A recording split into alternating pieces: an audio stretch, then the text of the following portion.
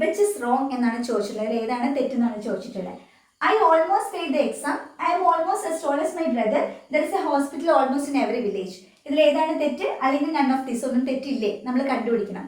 അവിടെ നമ്മൾ ശ്രദ്ധിക്കേണ്ടത് ഓൾമോസ്റ്റ് നമ്മൾ ഏതെങ്കിലും സെന്റൻസിൽ കണ്ടാൽ എപ്പോഴും ഓൾമോസ്റ്റ് കഴിഞ്ഞായിരിക്കും വെർബ് വരിക. ഫസ്റ്റ് സെന്റൻസിൽ ഓൾമോസ്റ്റ് കഴിഞ്ഞാണ് വെർബ് വന്നിട്ടുള്ളത്, അതുകൊണ്ട് ഇത് ശരിയാണ്.